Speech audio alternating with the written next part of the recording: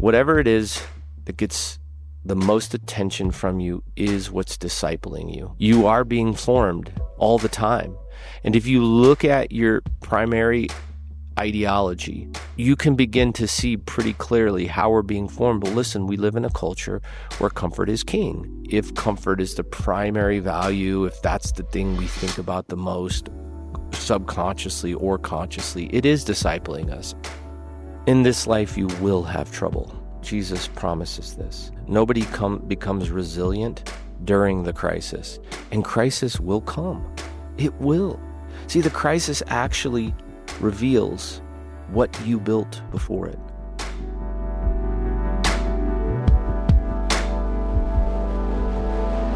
Welcome to the Follow Podcast, which is built around one core conviction. If Jesus was right about God, about life, about the human soul, then it makes sense to rearrange our lives around what he said is true. And that's what we're exploring together. What Jesus said, why it's true, and how to actually rearrange our lives around it.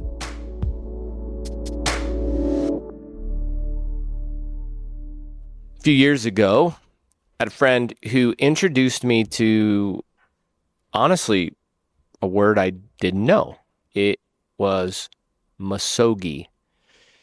And the concept's really, really simple, but what this friend of mine would do, which at the time I thought it was kind of strange. He would go on these insane backpacking trips, like deep into the woods and only with a bow. And he would track, I don't even know what kind of animal he was tracking. I'm not a hunter, so I don't really know how it all works. But he would track down for hours, days, literally days. He would track down these animals, and as he describes it, sit for hours in a tree stand, camping out in the middle of nowhere, 40 miles, 50 miles from his car, knowing that if he were to get one of these big animals, he was going to have to get it back to his car. And it sounded literally like miserable. And so I asked him, I was like, buddy, this sounds miserable. This legitimately sounds like torture. And he said, well, yeah, that's the point. Because I take a misogi, something that is exceedingly hard, almost impossible, and I do it just because it's hard. And I thought to myself, that's what we're missing in our culture.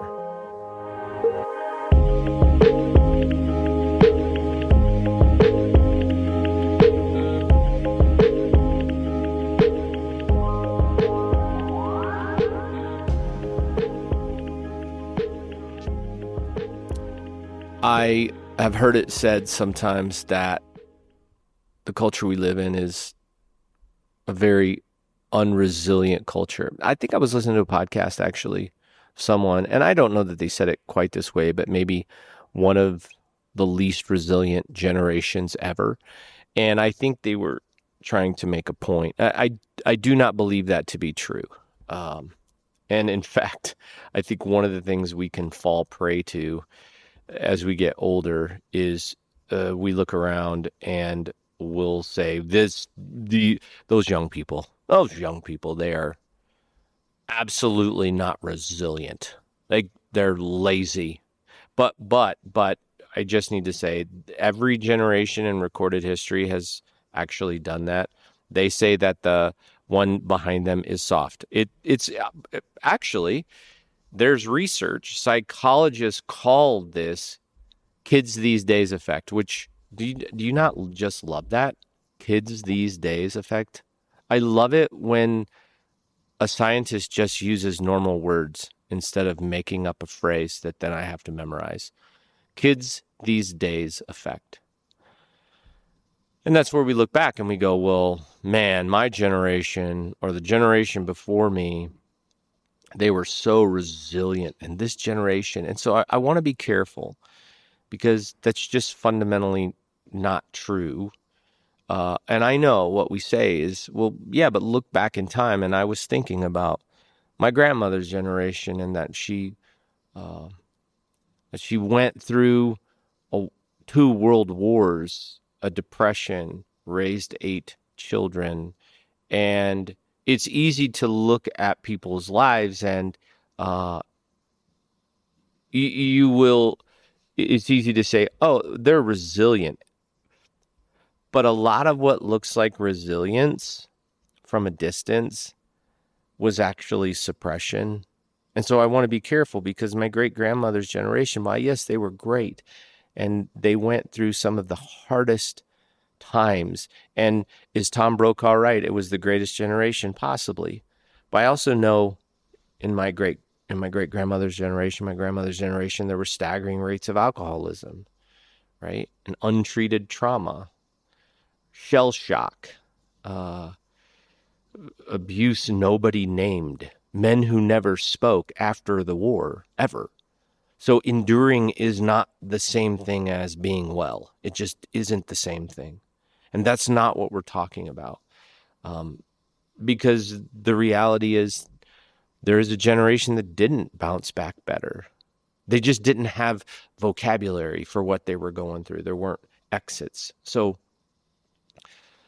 there was no way for them to describe or any spaces for them to describe what they were going through. So I want to be careful when we talk about resiliency that we're not too quick to pan the current culture and that we're not too quick to praise the previous. But instead, I think to have an honest conversation about what is resiliency and why is it important to faith? Because oftentimes around Plum Creek, our church, we talk about creating disciples that are resilient, that they're resilient. And so what does that look like? Well, I will say this with confidence that while this may not be the least resilient generation or culture of all time, because I don't think that's true, I can say this. I do believe that we are the most comfortable people in history. And that is pretty easy to document, right? That we are the most comfortable people in the history of the world. We have engineered discomfort or been able to engineer discomfort out of our lives.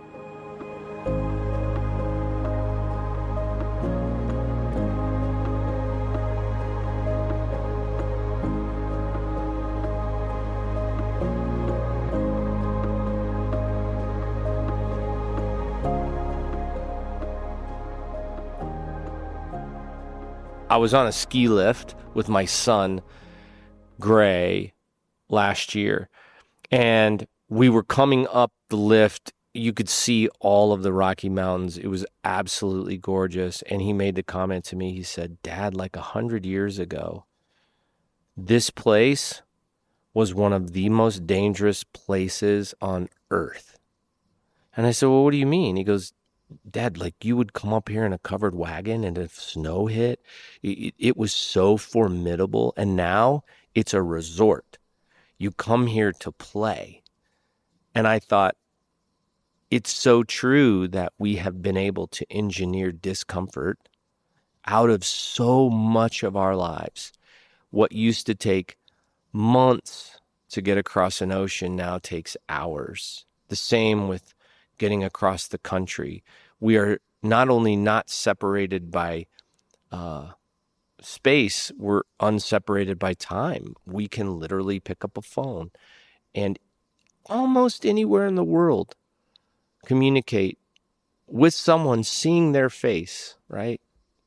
We have engineered discomfort through technology and other things pretty much out of our lives. And I think because of this, we may have engineered at least an element that is necessary for resiliency. The other thing that I think is true is I read I read an article not too long ago about what the author called, let me see here, what did they call it? Willful neglect. That sounds terrible, but Gen X, my generation, they were talking about latchkey kids, and even beyond just latchkey kids. When I grew up, most of my life was ruled by free play. I just played. We just went out as kids, right? We would solve our own problems, and we would settle our own disputes, and we might get punched in the face, and or we might get kicked, or we would figure it out. That's how it was. And you didn't get bored. If you got hurt, you didn't go home. I mean, unless your arm was falling off, right? You just played. And this was resilience training. In retrospect, when you look back, this was actually resilience training. Even if nobody designed it, for generations, this is how we were, right? We had discomfort in our lives, and this willful neglect, as the author called it, was resilience training. Now, I'm not suggesting that because we free played that my generation somehow turned out better, because let's just be honest, my generation carries high divorce and addiction and cynicism, and those are all real things. But what I am saying is that willful neglect did build an independence, and it left a mark. And that is true with both discomfort and this willful neglect that we experienced. And we've, for the most part, engineered most of those things out of our world. And that leads me to something that's really important if we really are trying to become resilient followers of Jesus. It comes back to the thing I was talking about up front, this whole idea of misogi. And that is this, that in order to be fully developed, we may have to engineer some discomfort back into our lives. Does that make sense? Like, we might have to do hard things willingly, whether that's training for a marathon, forcing myself into situations that are trying. I just think about it even when it comes to how quickly we move on from people and jobs. Isn't our culture sort of marked by how quickly we can cancel things? And isn't that sort of because comfort is discipling us? Now, let me say this before you turn the radio off. Whatever it is that gets the most attention from you is what's discipling you. We've talked about this on one of the earlier episodes. Like, you are being formed all the time. You're being formed all the time.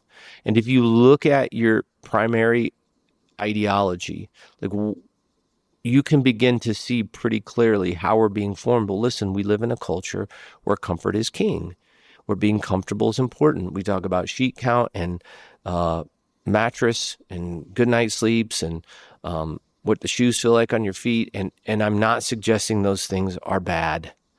But what I am saying is that if comfort is the primary value, if that's the thing we think about the most, subconsciously or consciously, it is discipling us. And I would make the case that for most of us, it is a discipleship mechanism. And that is why something like a misogi is really important, where we choose, right? We choose to do hard things that we would otherwise not have to do. How many relationships have people walked away from that if they would have leaned in, they might have saved it? I don't know the answer to it. But I think this idea that we choose to do hard things, we choose to lean in, this is a resistance training.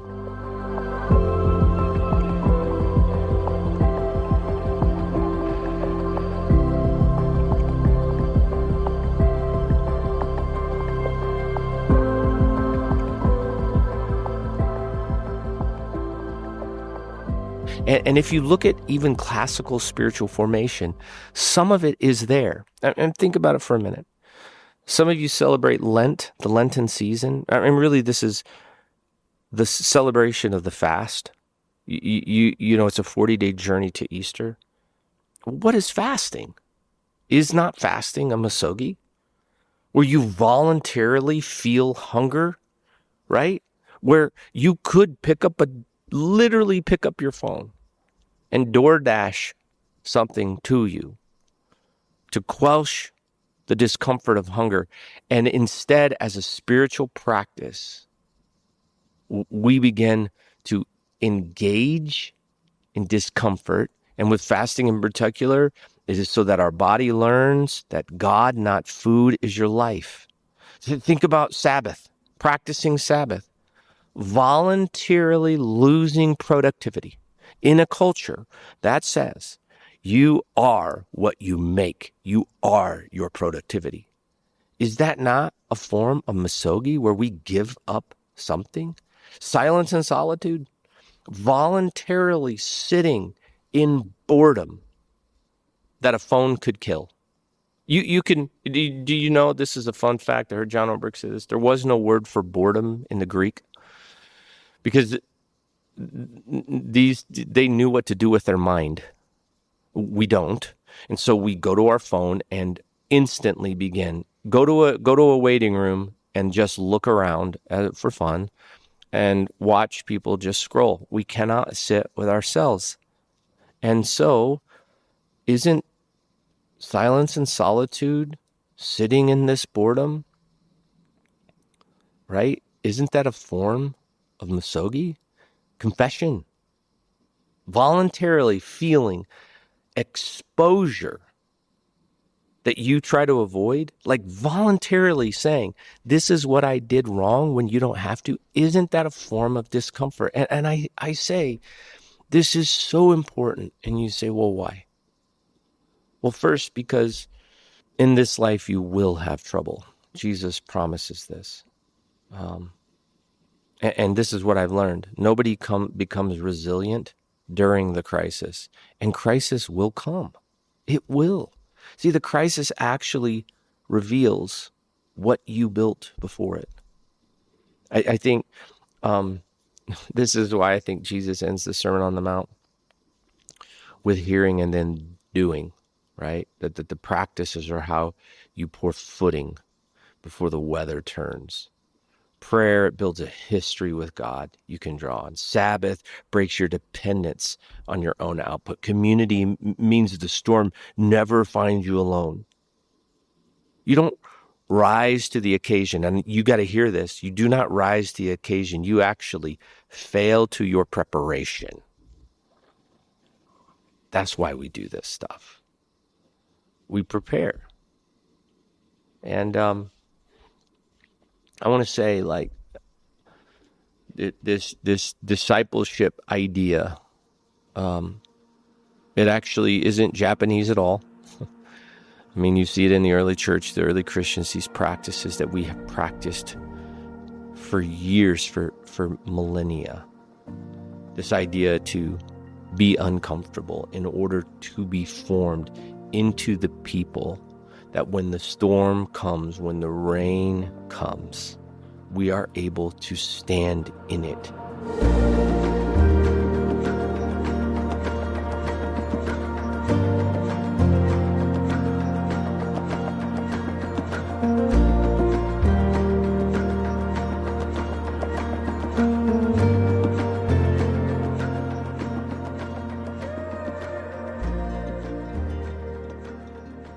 I want to say one thing, because there's a chance that somebody's listening to this and like you are in it right now.